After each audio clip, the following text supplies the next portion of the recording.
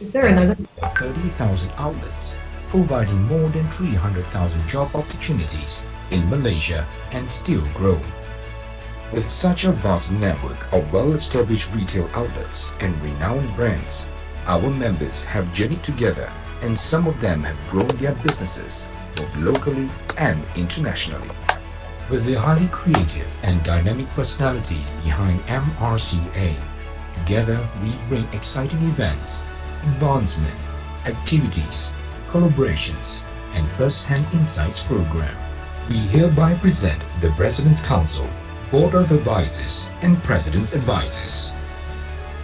President's Council, Dato Eddie Chun, Dato Albert Chiang, Dato Lee Hua Cheng, Dato Tae Sin Kim, Dato Sri Nelson Kwok, Dato Liao Chun Liang, Dato Sri Gary Chua, Miss Shirley Tay, Mrca Board of Advisors, Tan Sri Dato Sri Leong Hoi Kam, Tan Sri Dato Sri Barry Gore, Tan Sri Dr. Lim Wee Chai, Tan Sri Dato Ter Leong Yap, Tan Sri Dato Sri Tang Yam Sun, Dato Dr. Jennifer Lau, Mrca President's Advisors, Dato Sri Dr. Hao Kok Chong, Dato Vincent Chu. The Mrca acts as an invaluable avenue for retail, franchises, and other related businesses in Malaysia to connect. Following the direction of our dynamic and First Lady President, Ms. Shirley Tay unveils the tagline, "Powered by you, we serve better." Together, we strive to serve our members better by carrying the same objectives of establishing strong network and ensuring our value proposition remains resourceful and impactful. We are where we are today because of all of you, our esteemed Mrca members. We continuously endeavor to meet the President's 6 important objectives to bring the Mrca to greater heights. These objectives are: Number 1, networking a liaison. Number 2, elevate and uplift women entrepreneurs. Number 3, build alliance for members whom are in the food and beverage industry. Number 4, educate, share, and enhance retail and business know-how and technology. Number 5, assist in recoveries. Number 6, set up pertinent information hub and efficient secretariat. The Mrca believes in carrying out social responsibilities and will continue to give back to the society through the Mrca Branding Education Charity Foundation. The Mrca calendar is always packed. It is filled with exciting events, activities, and beneficial programs throughout the year. Events include members' meetings, Mrca CEO Night, CEO Together, Anniversary Banquet, Chinese New Year Celebration, Retail Conference, Media Engagement, Malaysia International Retail and Franchise Exhibition, the MIRF, Charity Run, and Charity Golf, and many more. The Mrca's mission is to gain recognition as one of the most influential retail associations, and our objective, among others, is to create a highly supportive environment for our members to build their businesses, share ideas and experiences together. Being the de facto association in its field, the Mrca acts as a catalyst for business transformation to bring all our members to the next level of excellence, while continuing to contribute back to society through our charitable acts of kindness.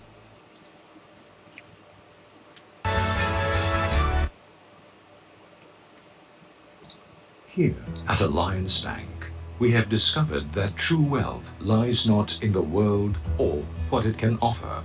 True wealth lies in the hard-working hands of a dreamer. True wealth is being around people who add meaning to our lives.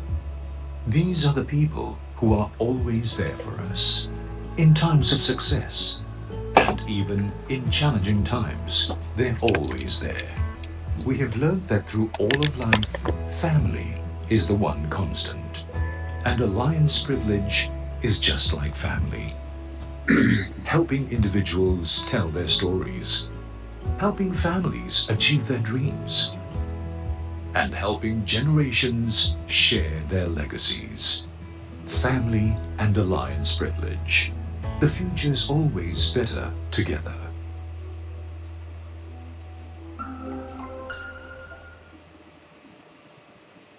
Here at Alliance.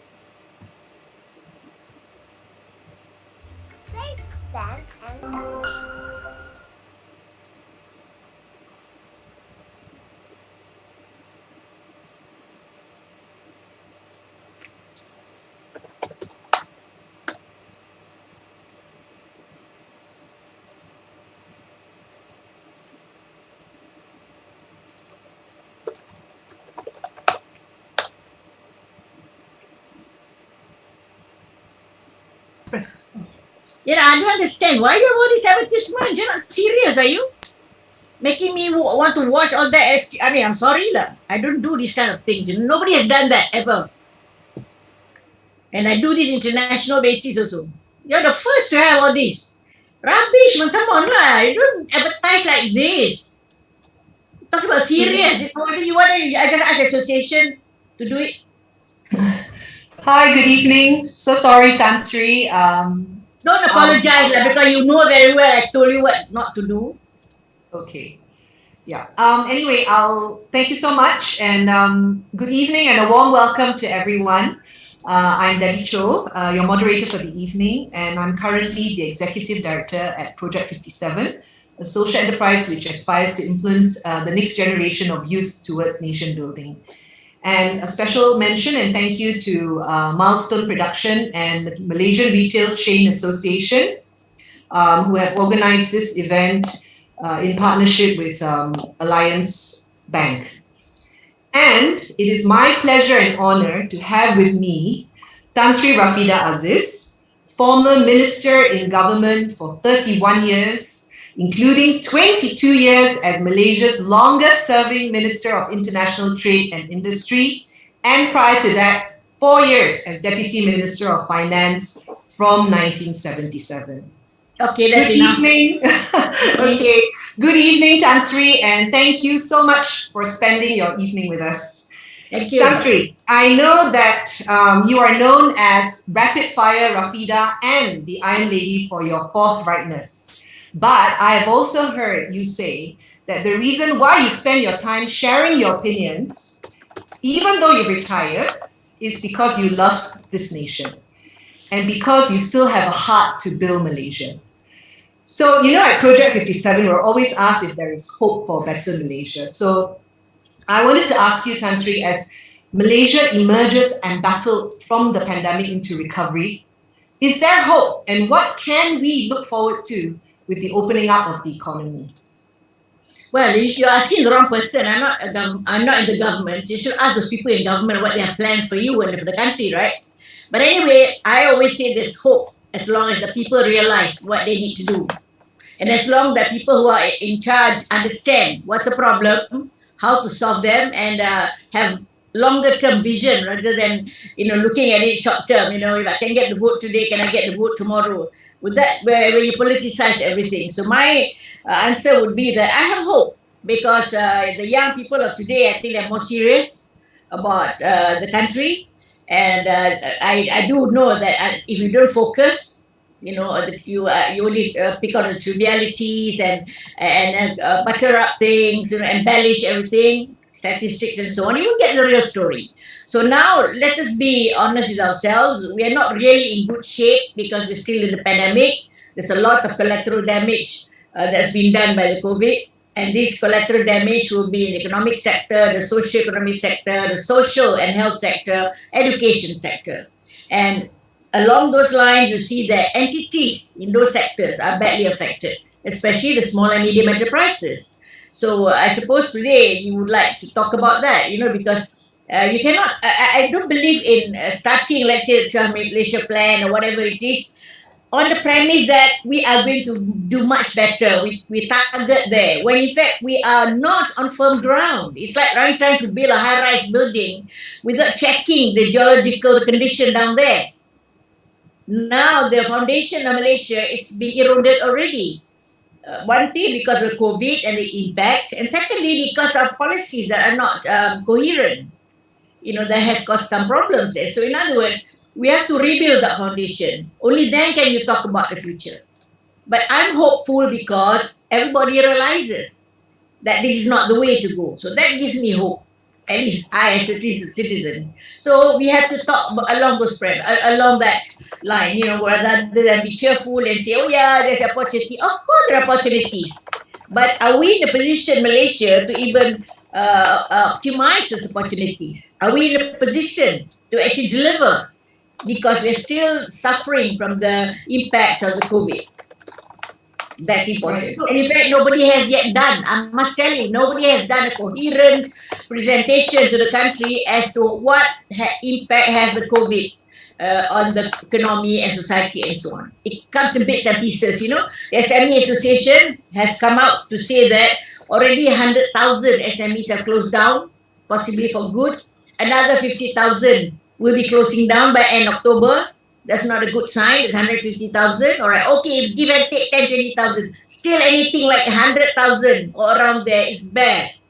Because you multiply by how many, then you get how many millions will be out of jobs. When they are out of jobs, families, get embattled in the sense that they cannot survive, literally. They're living in rented houses and so on. So in other words, we have to be very realistic and start with the foundation that we have now. Repair that foundation. Only then can you talk about future economic outlook.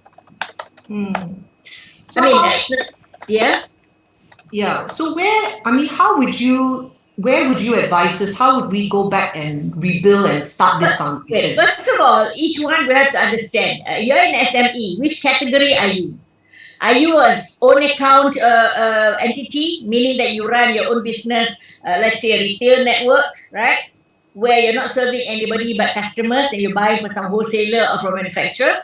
Or are you the medium enterprise that is part of a production value chain?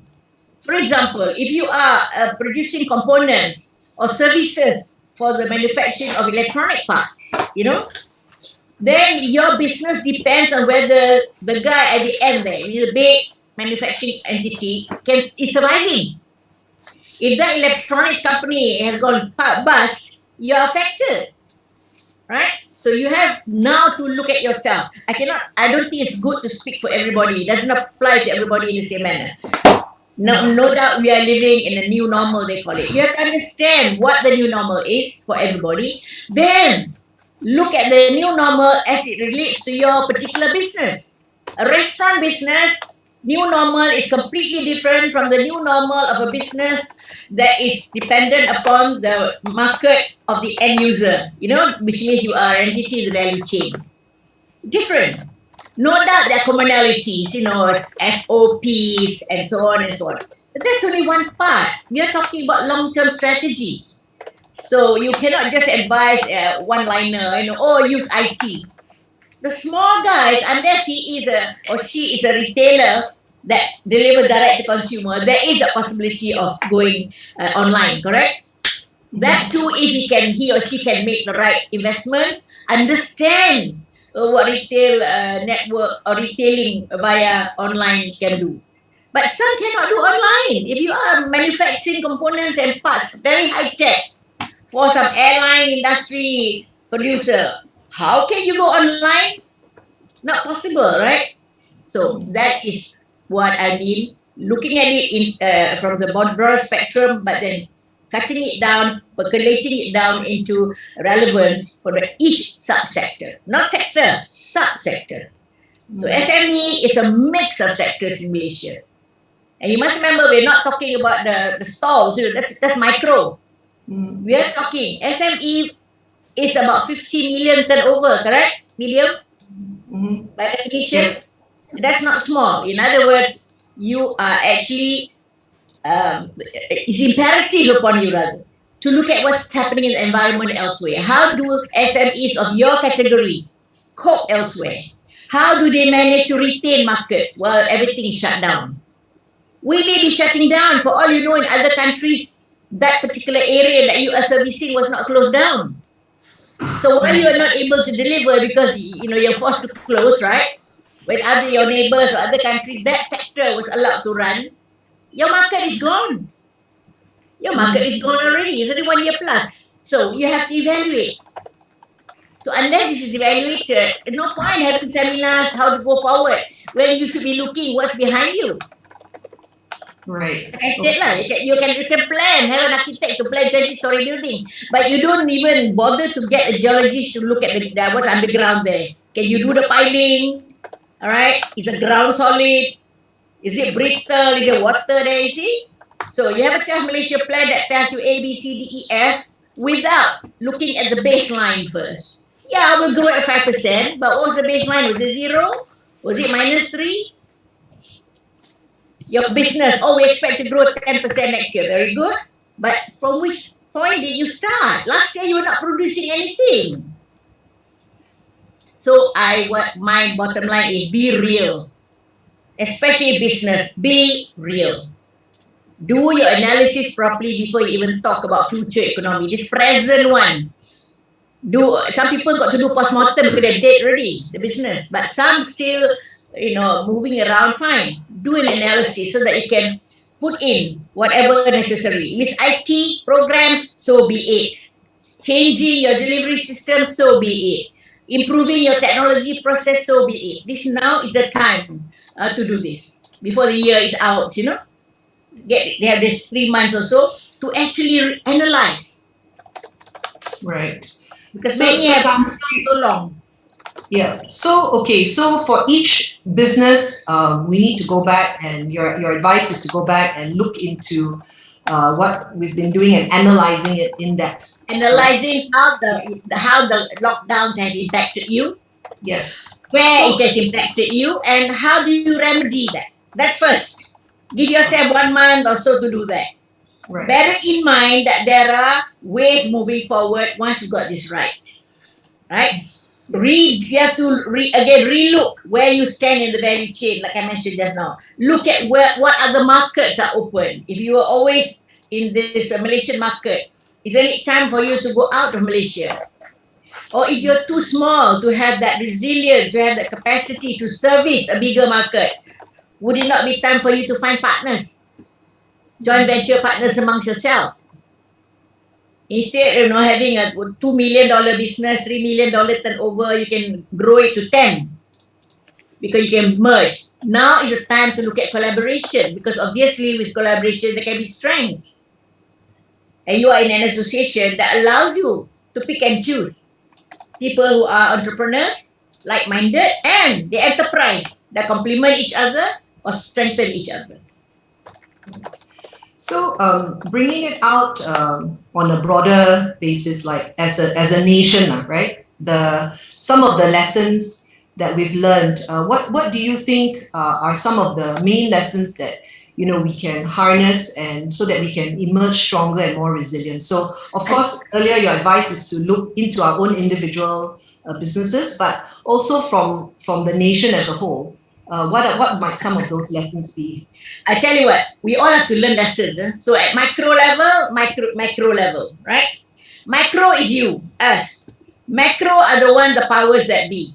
Whoever makes the decisions, whoever makes all the programs and put in place the policy measures.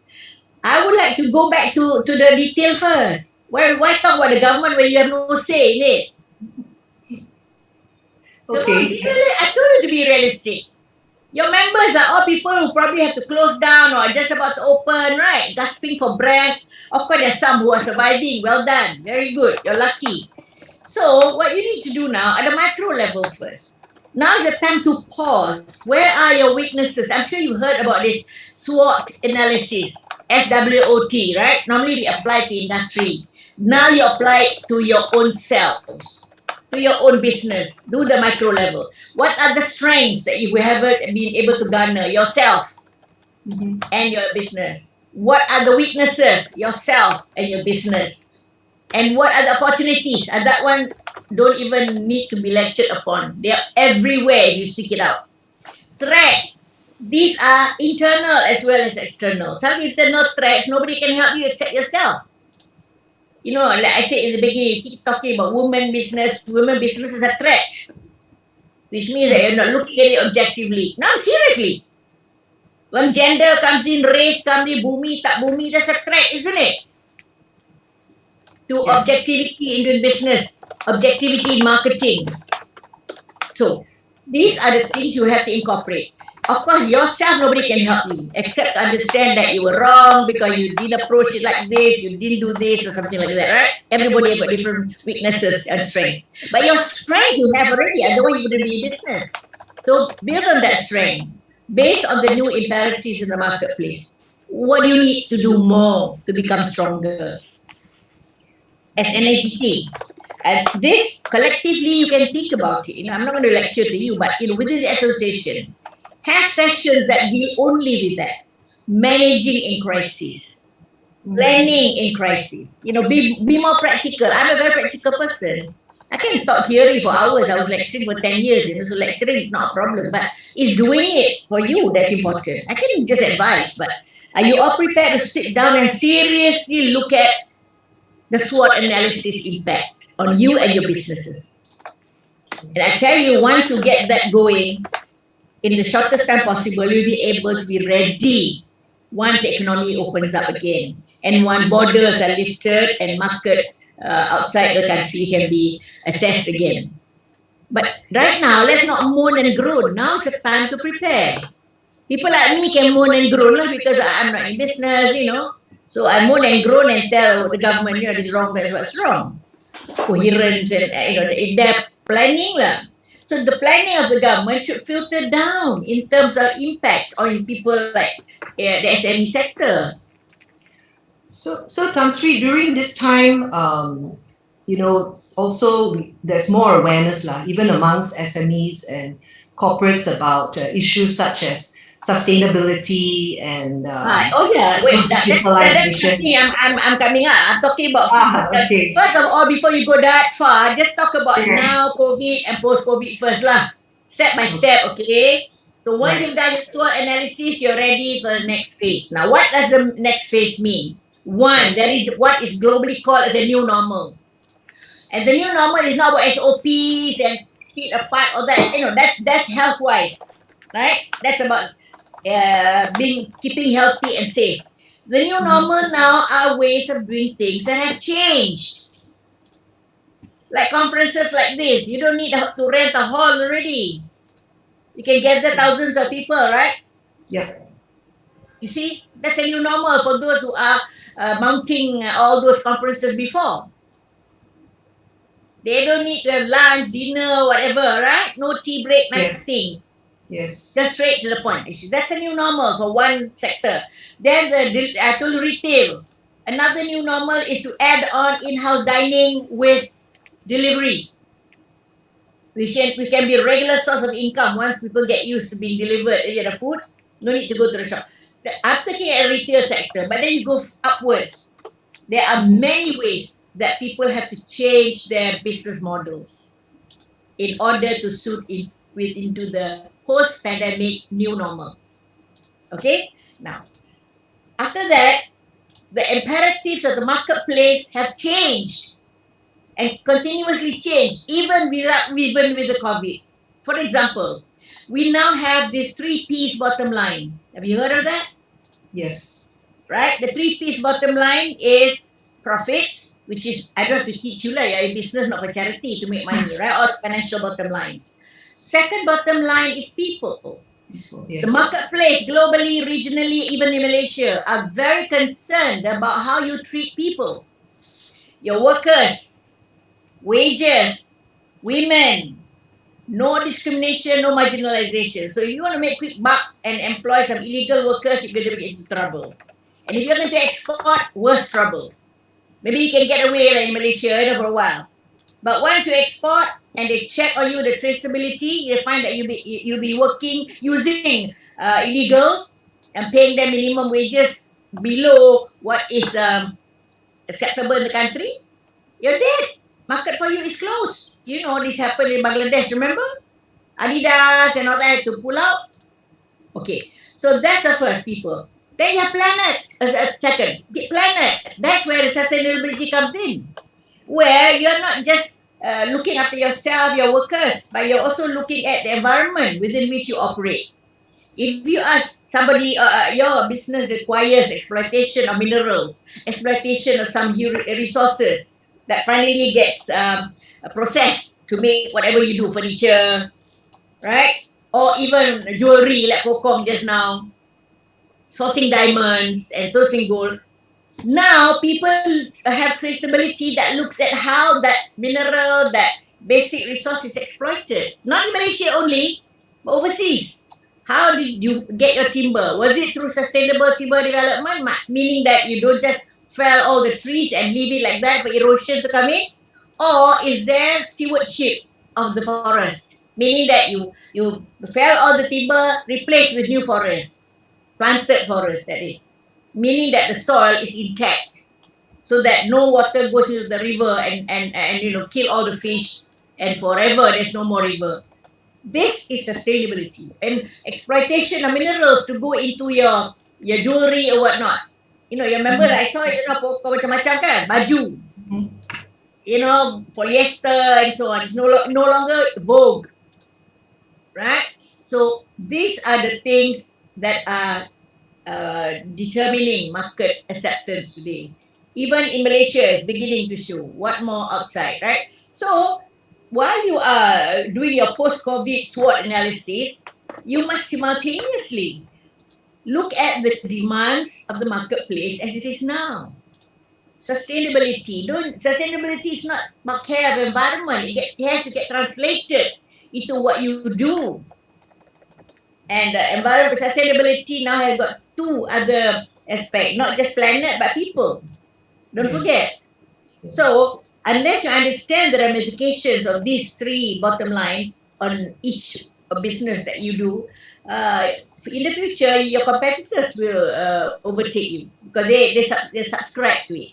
At the moment, there are no particular laws except the universal ones, you know, that disallow use of resources that can be traced to some illegal mining or whatever.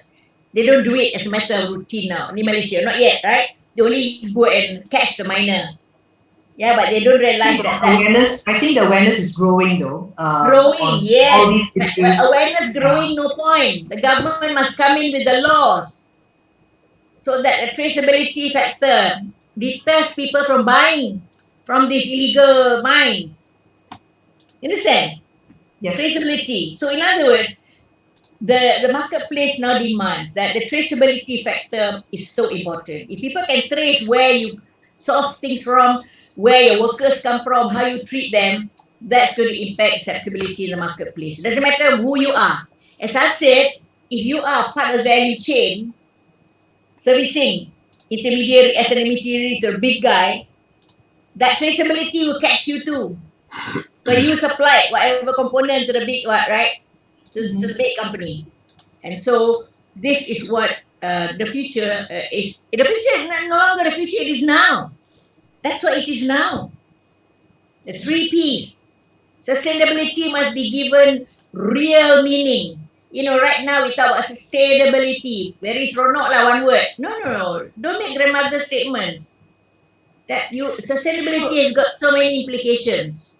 So for SMEs, where do we start? You know, like looking at these 3 P's, because it's so wide ranging and it's always looked at the cost factor and momentous, you know.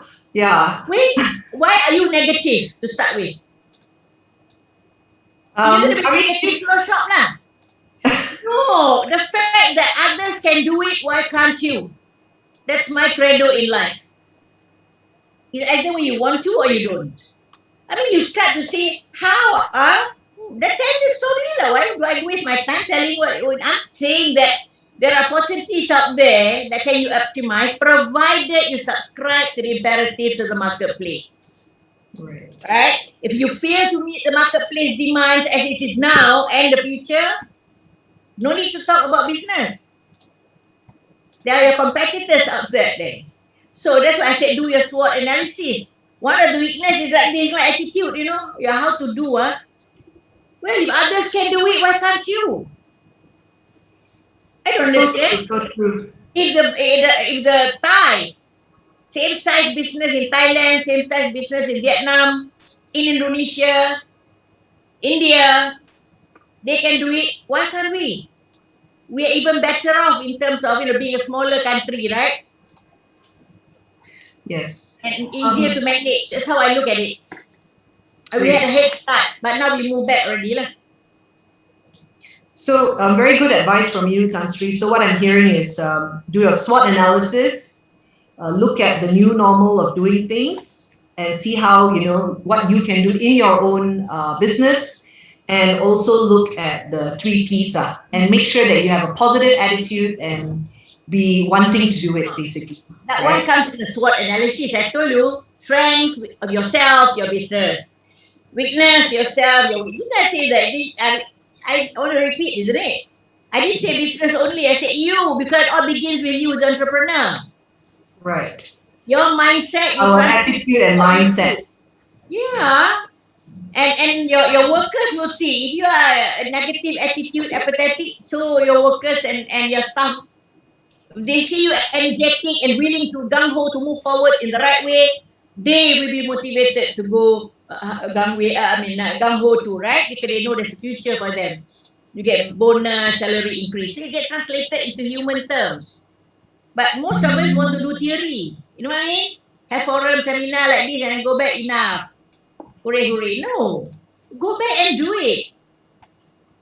Go back and... don't be shy about picking off weaknesses.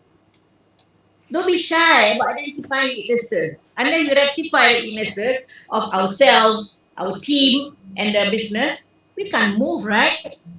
It's not about business only, even governments, any organization. The SWOT analysis is so important. It takes you back to where it should be. Tan Sri, about the 12th Malaysia Plan, which I know you mentioned earlier that, I just want to know, what do you make of the plan It's a plan. As I said, some of those things have a very weak basis. You work on figures. Look at where the base starts. We are from a minus stage. The plan should enable us to go to the positive stage first before looking at the growth in any area, right? There's nothing to show how you're going to treat the unemployed. According to statistics, there's 7 million unemployed now. I didn't say that. There's statistics that show, Nobody, I don't see the plan, right? Did you see? How you're going to give jobs to the 7 million? Yeah, the details Exactly, the plan must have details. Look, I've been in government, I told you over years, right? Don't know what Malaysia Plan we're doing. We always make sure that the details are there. Not just one-liner, not just 2 paragraphs, sweet talk. For example, you want to build these homes that you can own. Who's going to buy them? Those people who could afford to buy are now no longer able to afford them. Why? They're out of jobs. Their own present homes, they're renting, they can't pay. Has anybody done a survey before doing that? Before announcing you're going to build how many thousands, tens of thousands of homes, rent and own? Have they discovered how many analyzed do? It's not difficult to do the study, because we all have districts, remember?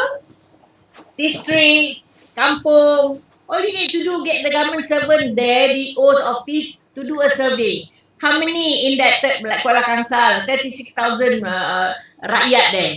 How many of them have been evicted from rented homes? How many of them have gone out of job? If every district you study in that context, post-COVID and during COVID, what are the negative impact, then you just collect for the whole country. Then you have a good picture. Now, you have graduates who come out and no jobs. Not because the economy cannot provide a job, but because people have closed down their businesses, right? And some of these foreign businesses have gone away from Malaysia, electronics and so on. So these guys were hoping to work in these places. Now no more. So what are you going to do about this unemployed, qualified unemployed? I don't see any remedy there, any approach to do that. Have you?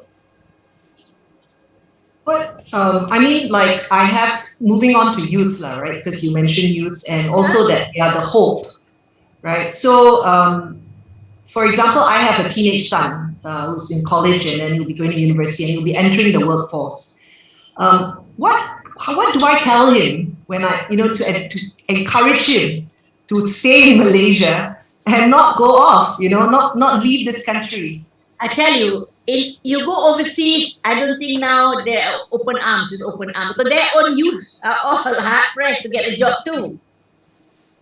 Surely it's US first, UK first, wherever first, Australia first, right? Unless you're born there and so on. So it's like Malaysia. There's always this Malaysians first, right? And like justice, rightly so. Not because we're so cloistered under the tempurung, because times are hard. So if you have a choice, you give to Malaysians first.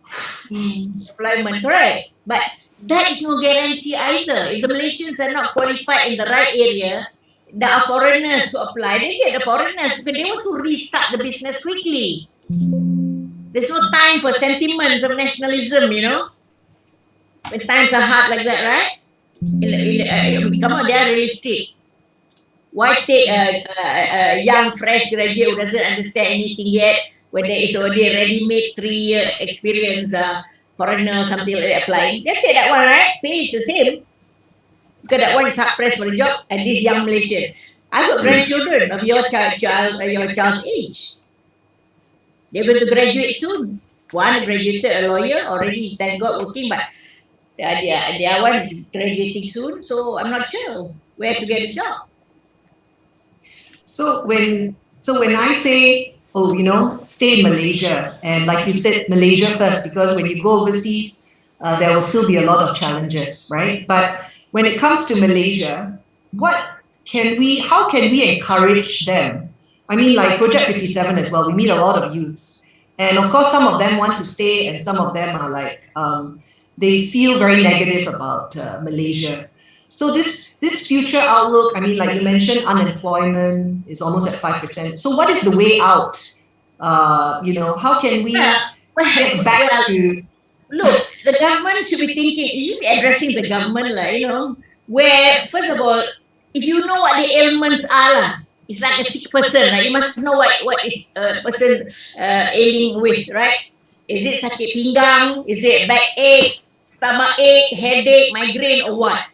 If it's a migraine, you don't go and treat the hands. It's a broken bone, you don't give aspirin, correct? Stomach ache, you don't, you give the right medication. That must be appropriate. So now we're talking about employment. It's not about new employment. It's about getting people re-employed. It's a big difference there.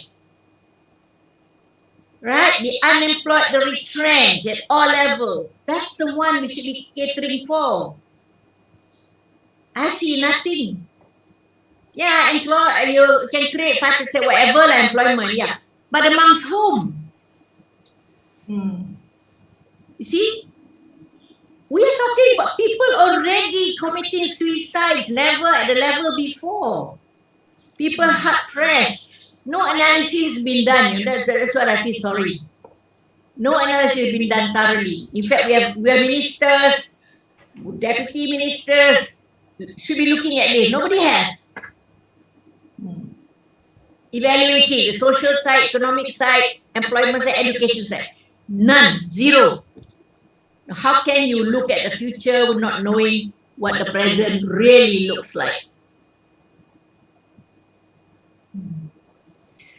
So, I mean, of course, the government mentions things like, becoming a high-income nation and then driven by technology. Come on, I thought economics, okay, for 10 years, so don't have to tell me about it rubbish. High-income nation, yeah, what does it mean? Ask them what does it mean? What's the point of high income level, very high, when it is really the pushing up of the level by a group up there who become billionaires because of the COVID? And suddenly all the parity is a higher level, right? But the one down there have sunk below. I mean, let's get out of this talk about high income nation. I would rather have a middle and high middle income population that can give the vibrance to the economy. That's more meaningful, isn't it? When those at these lowest levels now are raised to meaningful levels of living with incomes, life-related incomes, living wages they call it. But some are not wages; they are own account workers. So, but whatever it is, policies that are targeted so that eventually in a few years these people rise up to a certain level that automatically raises the income profile of the nation, of the people. Don't use one word statement. I get very upset when I see these one-liners, these motherhood statements, we want to be high-income nation, we want to be keluarga Malaysia, like keluarga Malaysia, and yet you're not Melayu, you're not Bumi. You pendatang. Your own keluarga you treat like that. I mean, you see, once you say something else and you do something else. You're not Islam, you halal or you haram. That's not the way for Malaysia. Even your adopted child, you say that's my child. You see, because I don't like this one motherhood statements over. Totally understandable. Because when people only read motherhood statement, you give them false hopes. Totally understandable, Tansi. I wanted to also go a little bit into the Q&A. So if anybody has questions, please put it on. But before we do that, I just want to touch on women. And your advice to women, right? Especially the younger generation, because earlier on also you were talking a lot about the right mindset. So women, how can the younger generation, right? Like how can we... Tell you what, I already told you, let's get gender out of the equation, okay? Let's get gender, race, and faith out of any equation. When you do that, this country will move forward. Okay, you promise me that, I will talk. Because the moment a factor of gender, race, and faith comes in, it distorts the whole picture. And that's where all the aberrations come in. Even corruption and bribery is made halal if it's mutually agreeable to each other. You see, they distort religious teachings to suit their nasty deeds. Now, so going back to this gender, don't talk about women, talk about business people. There's no difference between a woman or a man in entrepreneurship, right? It's you, the individual. As I said, nobody cares who owns the shop, who owns the product, who makes the product. They don't care. They look at the product, the value for money. Correct? And whether you subscribe or not to all the rules, whether it's poison schedule, like you do cosmetics, whether all your cosmetic products are adhering to the Poisons Act, right? Under schedule, you mustn't add this, mustn't add that. These are the things people want to know. They don't care whether it's a man who makes who cares? Did you all know that? If Saint Laurent is a man, did you ever stop to think? No, right? Talking about brand names lah. Did you know that Bata is a man? Because I met him. I met Bata. That's why I can tell. So these people just become successful. So why are we harping on these women? Okay, forget it. So now, what the young people, the young Malaysians, whether man, woman, whatever faith, whatever religion, whatnot, doesn't matter. The young Malaysians have a lot of things going. Why? Because they're living in an era where the support facilities are available. ICT rather. Mostly IT lah. Yeah, communication is different. Talking about IT. The whole spectrum is up to them. They want to learn or not. Right? And apply it optimally in what they do. Even in studying. Add on. You need tuition sometimes, to get new knowledge. They can even teach the teacher. After all, you can Google everything, my God. Correct? All the technicalities is all there in front of you. So that puts them in a better place than people like me, because we didn't have anything. We had to go to the library. Not even our own, we cannot afford. Stand in library queue. But still, we made full use. He was being interviewed. So fluent, so knowledgeable. And of course, I'm very heartened because our young Malaysians are all over the world, taking a name for themselves, which is really something that should be proud of. We should congratulate them. And on top of that, we should remind the young. Tell them, hey, look, your colleagues, your contemporary, you don't know her, you don't know him, but they're doing well in America, getting international awards, which means that they have availed themselves of all the support facilities there. And I don't mean support facilities, scholarship, I don't mean that. I mean as afforded by IT, right? And all these newfangled approaches to acquiring knowledge and skills. And of course, when they're very good, there are sponsorships. Big companies don't mind sponsoring them. I mean, it's such an asset to the company later on when they come back, right? So that's the kind of motivation we have to plant in our young people today. That by the time they finish studies, we hope that the country will be more stable. And then the future will be for them. I mean, people like me, we came from the times of emergency, not yet independent. The communists killing everybody around everywhere. But there were times when that we phase out, and we become independent, and we have our own development, and then things look rosier and become rosier. So this with the young people, I'm positive, given the right policies put in place and the right attitude amongst them. It's like having a nice dish in front, they don't eat. What's the problem? What's the point? No, the youth are very innovative and very creative.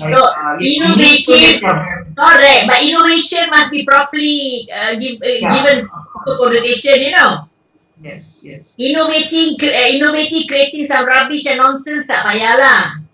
But innovative in enhancing knowledge and skills, please do it.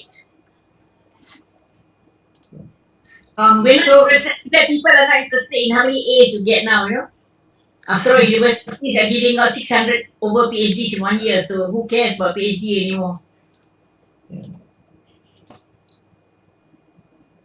Okay, I'm just going to put out a note to everyone. If you have any questions, for Tan Sri said that she likes taking questions. So if you have any questions, just put them on the Q&A on the screen, Yeah. Oh, put them on the screen. No, I mean, punch on the screen, then you can see. That's how they do it, normally. It comes up there, I see, you all see. Okay. There is a question here. Should we involve or should we get more into current trends? For example, to adopt digital impact, and what can we do to adopt this? That's a motherhood statement.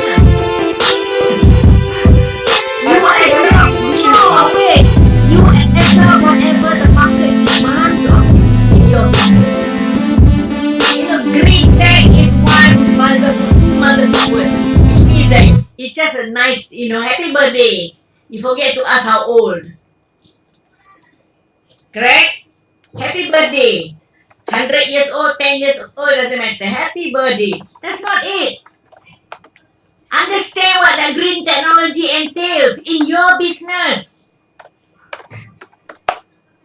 But how do we, from the motherhood statements, right, Tan Sri, how do we translate it down into something real? First of all, understand how it is relevant to your business, your sector. And I told you already what it all means. Sustainability, 3 Ps, remember? That's what the green technology involves. Because the moment it is about care for the environment, then you must look at how processes are being performed in your kilang, your factory. You have your effluents, all the dirty, toxic waste going to the river, to the drain first. Correct? is your chemical mixture not being kept properly? Somebody takes a lorry and just dump it into the sea somewhere or into some rubbish area and kill off people as well, or some toxic waste that's not managed the way it should be. Process is one thing, but residuals, you see, so in your industry, you have to check, you have to understand from A to Z what is the what's involved in your process. So in other words, if your old technology produces a lot of toxicity out in the effluents, it's time to change. If your old technology is not efficient, which uses a lot of electricity, right? Consumes too much water, strain your environment or your cost as well, find the latest technology where substitution can occur. So the process is more efficient and cheaper by far. And not costing anything to the environment and to the people in the environment. So that's how you translate it, not one motherhood statement. At my level, I can have one motherhood statement. I'm not doing your business. But it's wrong for me to even say that. I'll be irresponsible. I just say, oh, green technology. My God. Then I get away with it. Cannot. Someone asked, are electric cars the way forward? We've had electric cars for a long time. All the electronic buggies at the golf course. I was playing golf for 20 over years, right? We were using electric buggies all the time. No noise, nothing. It's not new. It's just that today the electric cars are much more efficient, right? They've upgraded the technology such that it's more efficient and it's more environment friendly. And of course, more expensive. But obviously, over time, when the demand picks up and the market is so big, all the unit price will be going down, the unit cost will go down too. But please don't try to make your own electric car, because there are others ahead of you like Tesla and all that who spend millions and hundreds of millions doing the technology and research, and they come up, you just want to start like having a trishaw, electric trishaw. And some of us don't even think that way, and they ask government for grant. We are not in the business of asking people to reinvent the wheels, really. Okay, Sri, there's another question. Back to the impact of the current pandemic affecting our country's economy. What are the best measures for us to recover? So I know you mentioned earlier SWOT analysis and the new normal. I tell you what, if you all care, you all have Facebook, whether you just go and check. I've been writing on this at length, in detail. My Facebook, Malaysia Rafidah Aziz, Malaysian citizen. You can read it in detail. But in short, I just say that, first of all, look at what the impact has been on the health side. The COVID infections, how many deaths and all that. Secondly, what the collateral damage. I use the word collateral damage, easy to see. One, as a result of economic lockdowns, what industries, what sectors have been affected? How were they affected? Hotels closed down, how many retrenched? Factories closed down, how many retrenched, right? And not just that, along the lines, I've said there are people who service these industries, all the intermediaries, have they closed down too? Again, how much employment? How much affected effect on the GDP, right? Which means that they're going to be bringing the GDP level down. And you go down all the subsectors, export-oriented sectors. How many have asked, because they were told to close down for some months? I have people who are asking me to help because they were producing steel structures to Singapore. And they were told to close down. When in fact they have a contract to fulfill. They facilitate all their workers, but still cannot. That sector closed down. And these these buyers in Singapore are saying, hey, we have this construction going on, If you don't provide us, we'll terminate your contract. Does anybody analyze how many of our suppliers like that are affected because of lockdown, in, lockdown, nobody is studying. The timber industry, the steel industry. These are major in the hotel industry. Today, Billions have been lost as a result of the tourism entities suffering. Just today, the report came out from the minister, no less, no talking. In other words, collate all this into one picture so that we know what's happening, right? So that all of you SMEs servicing all these big industries will understand where you are, right? You can't just have piecemeal. Today, one minister said this, tomorrow another minister said. Collate everything so that we have a total profile of the damage on the economy and the damage socially. Like, for example, mental health. This is a very serious problem globally now. Yes. Find out how many, because it's going to affect families, children, right?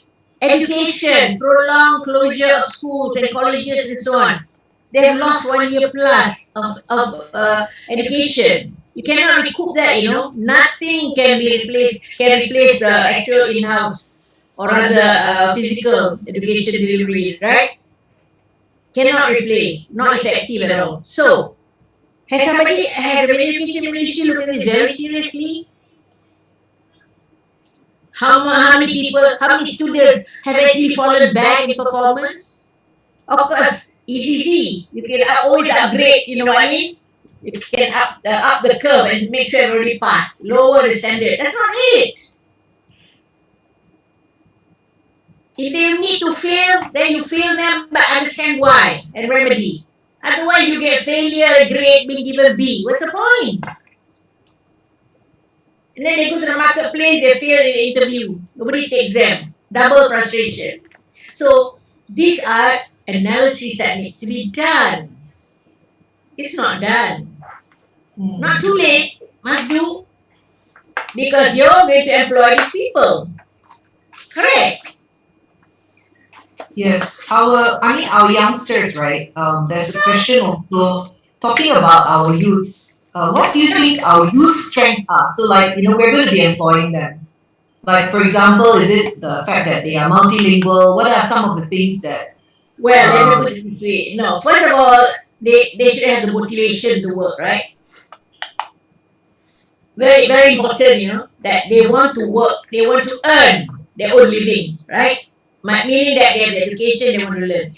And then there is that, apart from motivation, we have the facilities to enable them to enhance their skills as they go on. I told you ICT is a very good facilitator. Then thirdly, there must be, within the economy itself, entrepreneurs who are willing to take these fresh graduates or fresh college graduates or university, whatever level it is, and be prepared to make them learn extra. Maybe they're not highly familiar with computers, okay? They're busy studying other things. Give them a bit of coaching classes on computerizing, digitization of some of the processes that are involved in the work. Not everybody knows how to do it, because computers may be very well used, but not for all these things. It's used for IT, for Instagram, right? Facebook, correct? Or whatever, TikTok and all that. I'm talking about enabling them through the IT at the workplace to enhance their skills. You cannot be just saying, we have no experience, so I take the one that 3 years experience. So forever there will be unemployed graduates. Take them. You look at their degree, they're in the right course. You know what I mean? You don't want to think somebody was doing British history or something like that. It's crazy, right? So, okay, somebody who did that area of finance, business, or law, whatever. Then give them a little bit of head start by incorporating in the workplace itself new knowledge through IT and so on. Guide them, not because they needed guidance, they're stupid. No. Because there has been this almost 1 year and a half, or not 2 years soon, right? Of interruption of education. And give them that benefit. Because you see, I'm not just talking at motherhood, I'm talking about based on reality. The COVID has diminished a little bit their capacity to bring up their skills level. So, you should you as an employer, take them. Doesn't matter, they're fresh. But you should be doing some what you call social responsibility to enhance. Otherwise, these guys will never be able to compete in the marketplace. Talking about employing them, but now I also see there are a lot of young entrepreneurs, right? Upcoming, Very good. they're leveraging on digital and technology. There's a question here about how can young entrepreneurs be more competitive in the international market area? You've Okay, let me put it this way. Competition in the marketplace, whether domestic, regional, or global, does not look at youth or age, gender, faith, religion. They are all gender neutral, age neutral, faith neutral, religion neutral, whatever. They don't care, right? It's the person they look at. So don't harp on the young, even the oldies, the middle age. You need to enhance your skills. You need to learn anew. Come on. Don't look at these youngsters. They have a lot more time. You're now 40 something. You think you have enough knowledge? God, heavens help. No, I'm 78. So much more to learn. 40s, my God. You haven't reached your pinnacle yet in learning, because things are advancing so fast out there. Facilitated by IT. So the young, don't worry about them. Once they're IT savvy, is to guide them how to use IT for the purpose of the business they're in. That's what I'm trying to say. They know IT, but not related to the business that you have employed them for. So make them useful in that context, so that they integrate fully into what the marketplace demands now. Don't think that the more senior are already very clever. My God, that's not true. I challenge how many of you entrepreneurs there are really IT savvy. Apart from Instagram, where did I go, where did I eat, and modeling your baju and all that. Please, be real. I hope some of these youngsters, because they are, first of all, they got the knowledge of IT. It may be at this point of time you're not focused on work related. But it's not difficult to bring them to the work related area using the IT. That's the main support now, right? Give them incentive as an employer.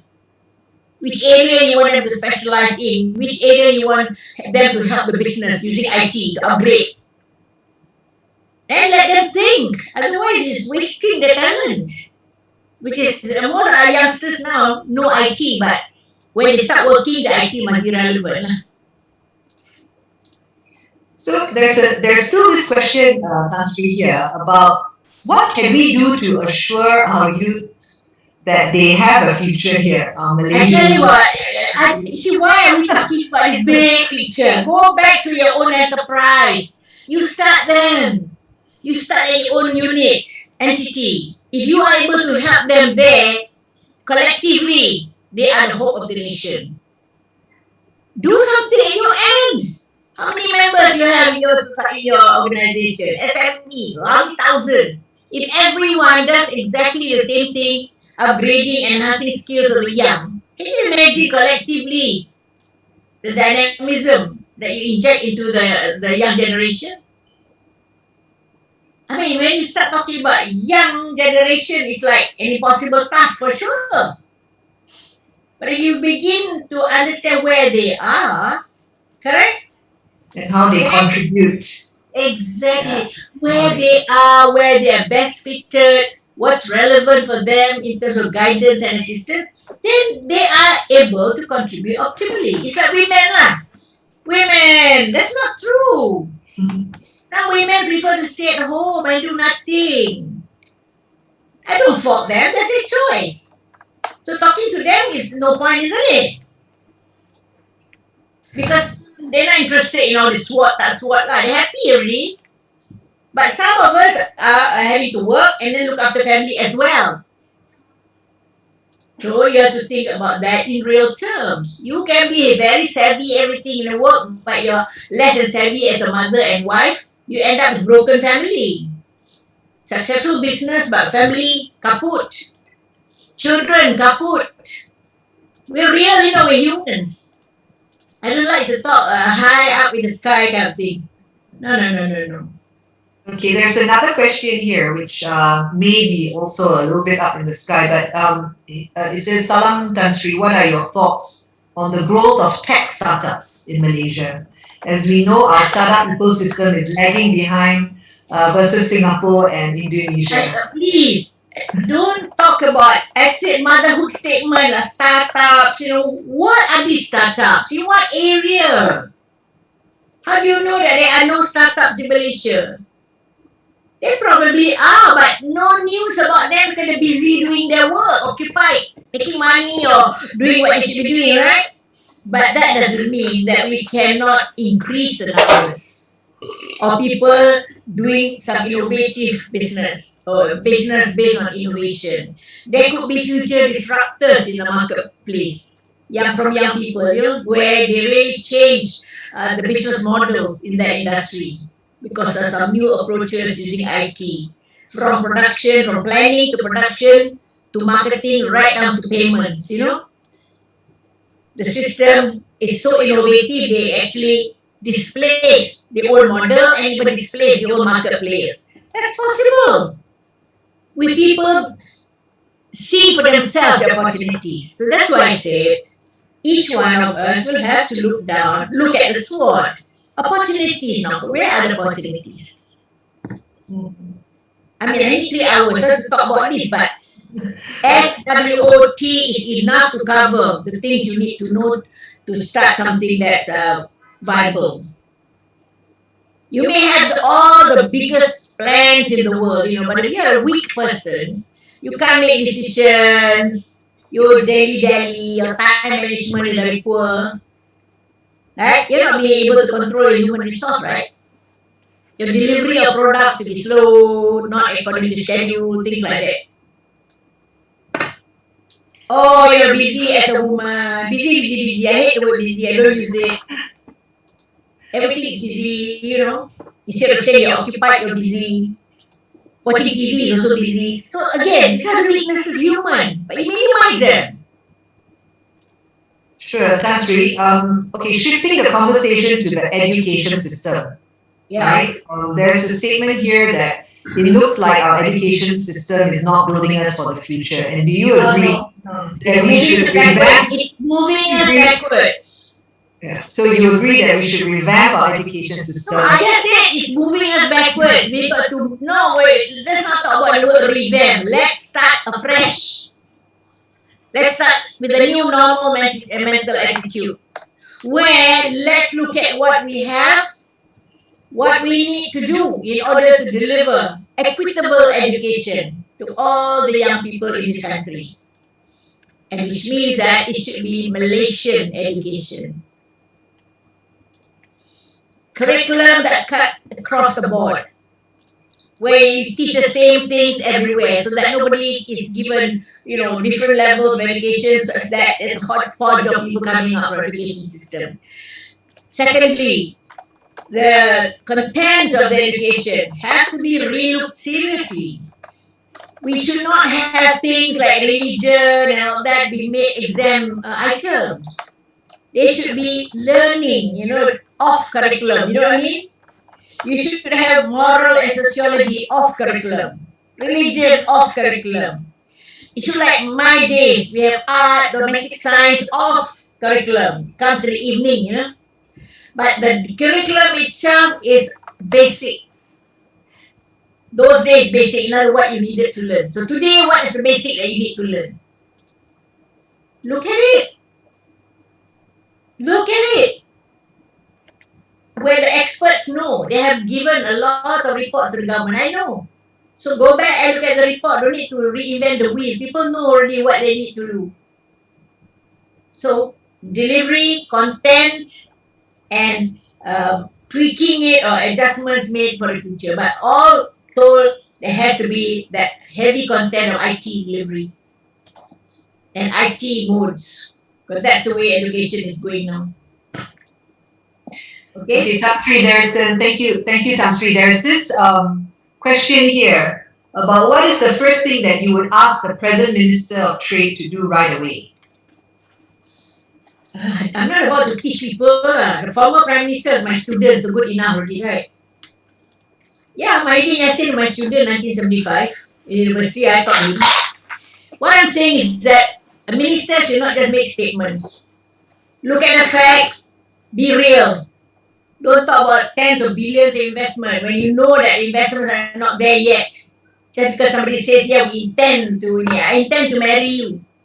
No ring yet, Not even engaged. 2 days later, broke off already.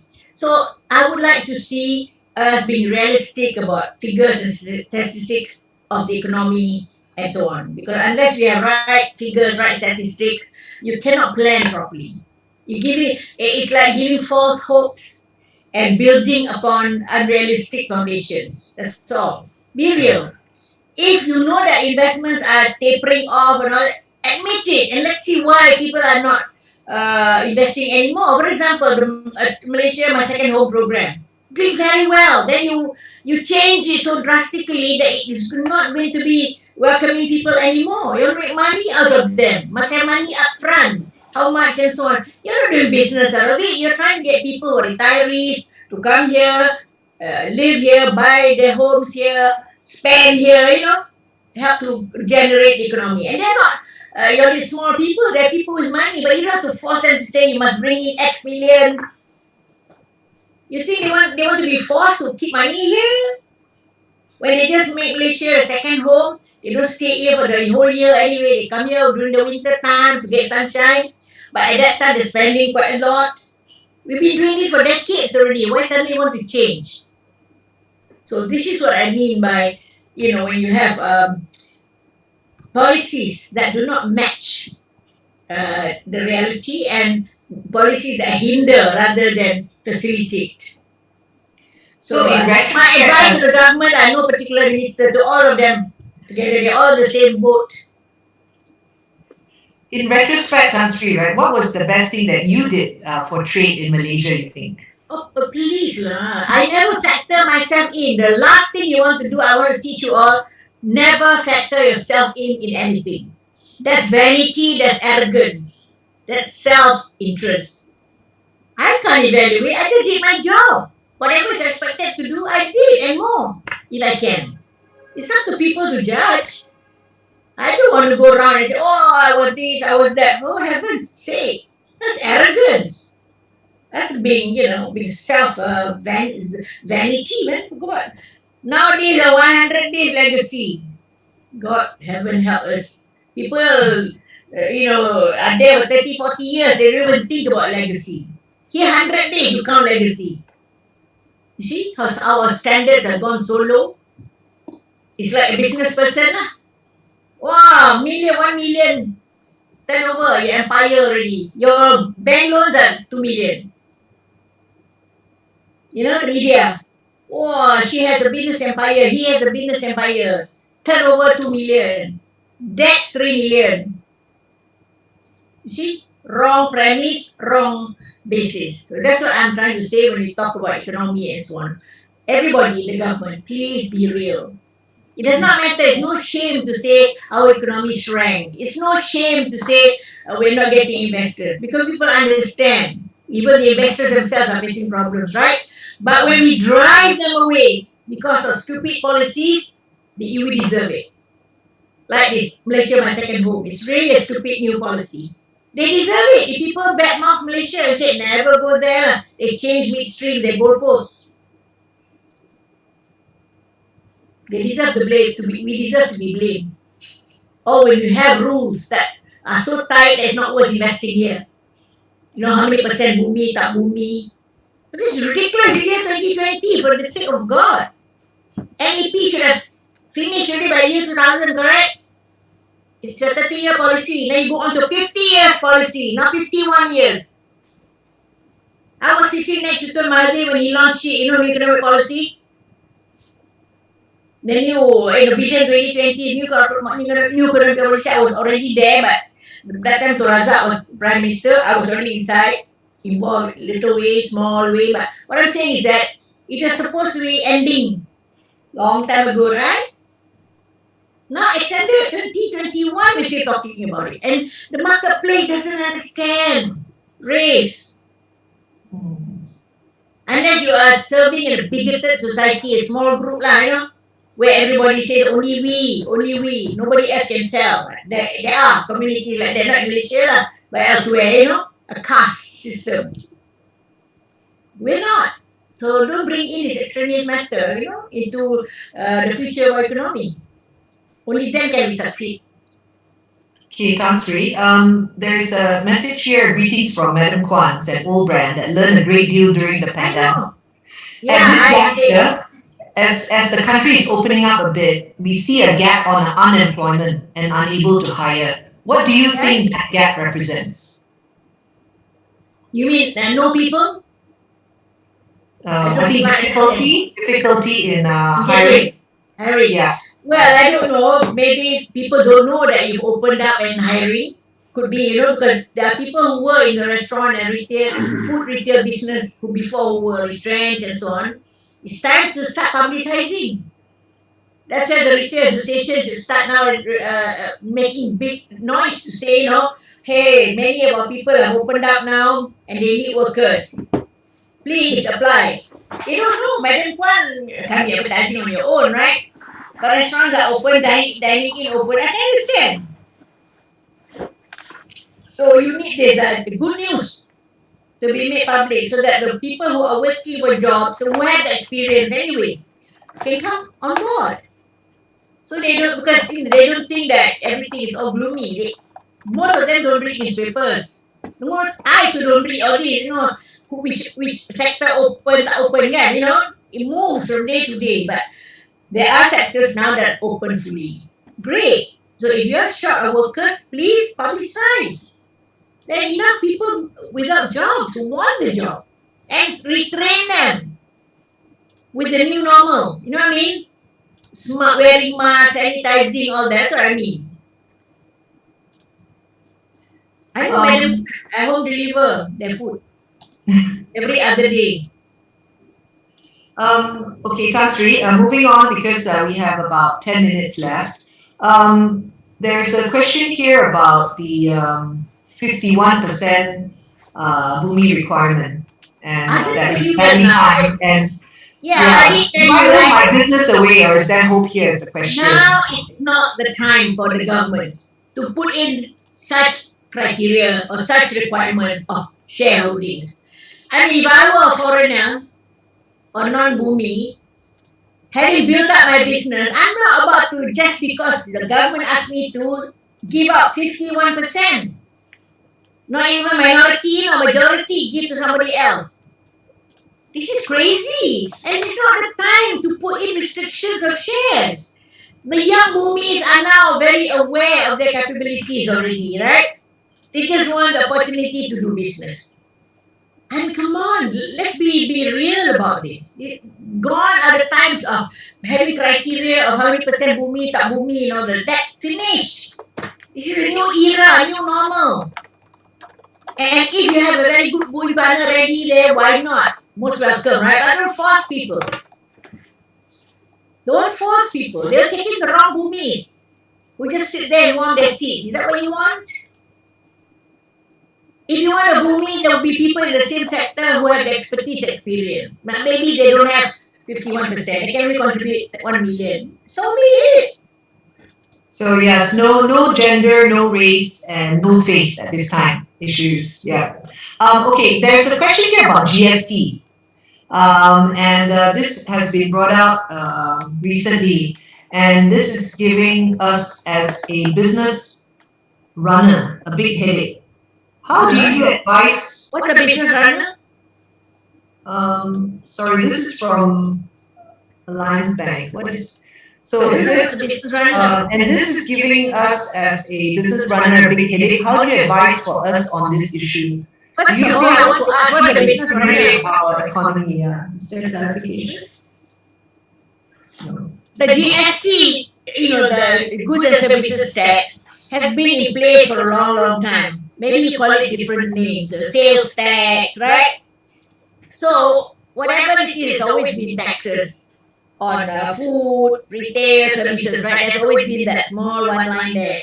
Whether you call it GST, sales tax, or whatever. An amount is always deducted for the government, right? Or taken away by the government. So that is done everywhere in the world. You name it, one country that doesn't use that.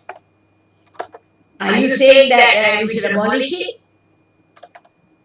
I don't know. I personally feel that these are places where you are charging the consumer, not the retail pyramids, not charging the owner of the shop. If the consumer doesn't mind paying because, you know, to go to a restaurant, whatever 3%, whatever percent, well, there are enough consumers that can afford to do that. And this is something that you must talk about in terms of amount or rates, rather than concept. The concept of equity, that's important as well, you know. And the rates that enable people of certain bracket not to be taxed that way, like income tax, like below threshold and so on. So again, these are the technicalities that you have to look at. But in essence, taxing at the place where the food is consumed, the service provided, be above a certain benchmark, I suppose that is normal for any country to do. Whatever you call it, sales tax or GST, whatever. So Tan Sri, thank you for that. And one last question, because you were talking about in the last, I think we've got 3 minutes. In the last, thing about, you mentioned about people, planet, and profit. And so there's this last question here.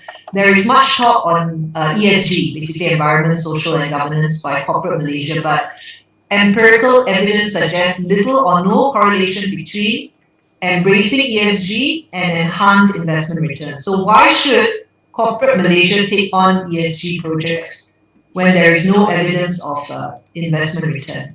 And what are your views on these? My view is that should be out of the context of investment returns.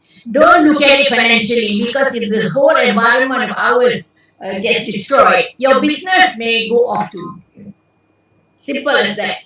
If you are a developer, you don't build your buildings properly on places that geologically sound. One day the building is going to collapse, your highway is going to collapse, your whole business is going to collapse, your reputation goes.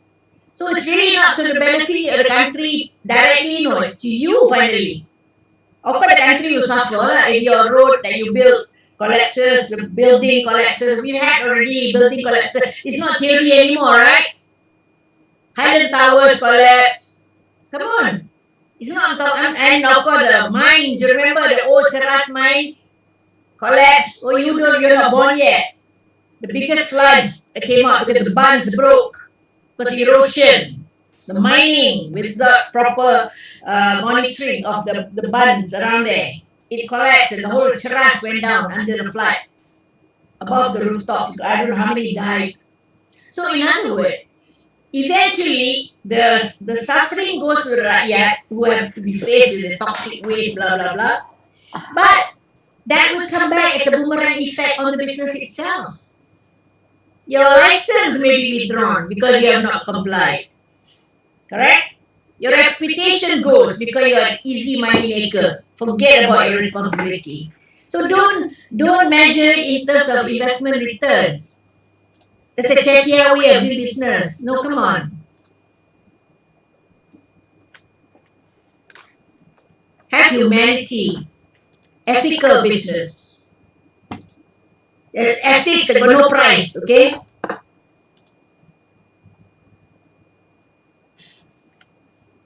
No, don't whisper, talk. Okay, one more. Are you bound? Just now your advertisement took so long. Alright? And you're not stingy with one. Come on. I didn't want to waste my time here just to tell me 1 minute less, whatever. You should have cut off all the advertisements and get on with the conference. Apologies for that. But no apologize. I already said in the beginning, no rubbish. But you all insisted, okay lah. And photographs, galore, squad, resident. Who's interested in all that? So Tan Sri, how do we how do you think we can bring back investors? Because this is so important. Oh, please. For our First economy. of all, find out why do people invest in Malaysia. I was for 22 years a minister. What we have to say is that our political environment is very stable. There was a track record of stability. Cannot deny that. Nobody can deny. We tell them our rules and regulations are always updated to facilitate you. Government is facilitated. They check. Correct. Our costs are relatively much cheaper here than doing elsewhere. I gave them examples. You keep saying in England, even your garage costs more than one condo in here. Your parity. And there, in the economics, you can say one garage costs how many thousands of pounds. Here, for that, you get a huge bungalow. Things like that, we can build a big factory in our industrial estate, but the cost is pittance compared to going somewhere else. And we already made human resource, so to speak. I call it ready-made, they're all there, be graduating from different areas, engineering, blah, blah, all that. And so we have that. Of course, there will be the aberrations, where some people are slow in making decisions. We correct from time to time. When they report to us, we correct. Immigration is slow, permit, working permit, all that. Or even rules and regulations are very slow to be approved, things like that, applications. Of course we admit, but we tell them up front. We don't tell them this is heaven. We tell them you may face it, but please contact us.